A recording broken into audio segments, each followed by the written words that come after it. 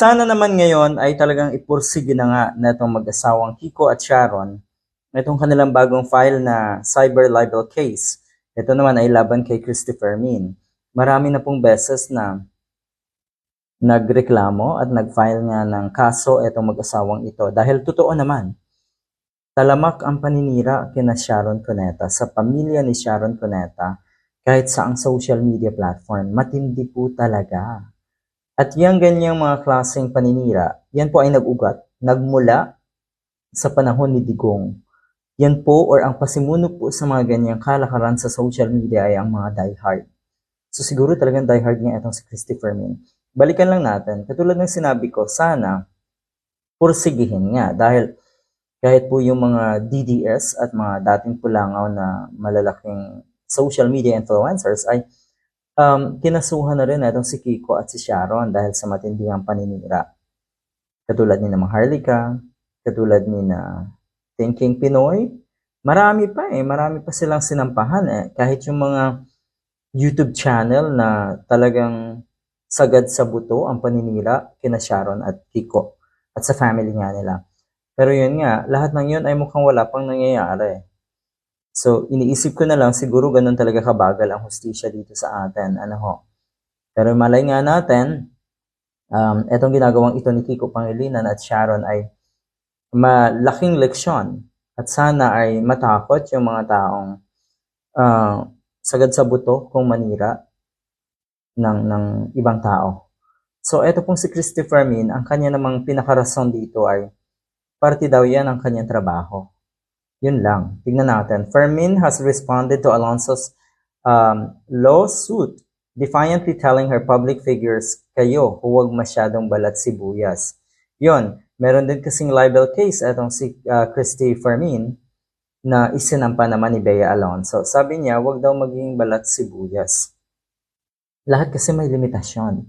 Kahit sabihin mong trabaho mo yan, pero dapat yung mga bilang isang mamamahayag, dapat yung iyong ipapahayag, dapat yung iyong i-report, dapat yung iyong mga sasabihin ay pawang may basihan. Ibig kong sabihin, pawang katotohanan lang sana. Dahil kung yan ay lahat ay katotohanan yung mga sinasabi mo, ngayon hindi ka ngangangal-ngal dahil sa kaba sa dami ng cyber libel complaint na meron ka. Totoo yan. Kung talagang nasa panig ka ng katotohanan, kung talagang totoo lahat ng mga sinabi mo, hindi ka kakabahan.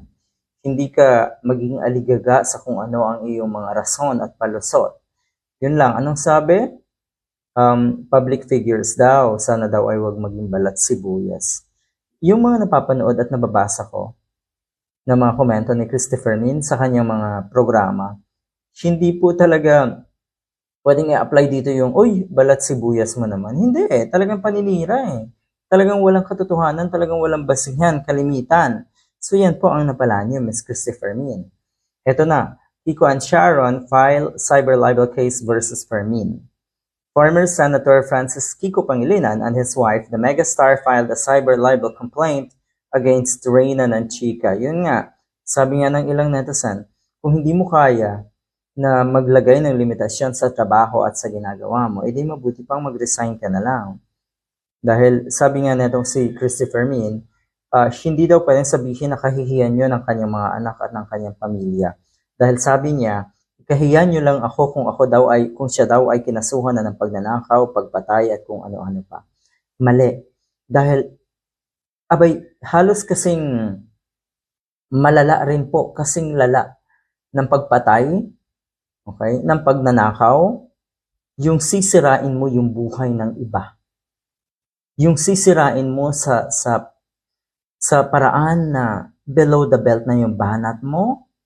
At syempre nga, puro na kasinungalingan ang lumalabas sa bibig mo tungkol sa ibang tao. Mas matindi pa nga yun kung tutuusin Mas matindi pa yun kung tutuusin. Dahil yung binabanatan mo ay wala namang kasalanan sa'yo. Kung sakali man na may pinatay ka, baka may kasalanan sa'yo yon.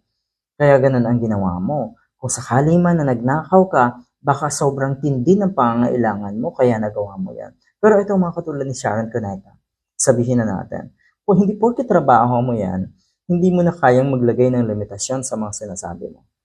Dahil, nako po, Sabihin ko sa iyo, mas kahiya-hiya. Ibig kong sabihin, huwag mong idamay yung mga mamamahayag na alam ang kanilang trabaho, alam ang kanilang limitasyon, at kahit papano ay ginagalang yung kanilang propesyon. Dahil sa ganitong punto, mukhang hindi na ginagalang ni Christopher Min ang kanyang propesyon na isa ko ng mamamahayag. Dahil hindi na po pagpapahayag ang sinasabi or ang gawain na si Christopher Min. Ang trabaho niya ay simple manira na lang ng ibang kapwa na ayaw niya.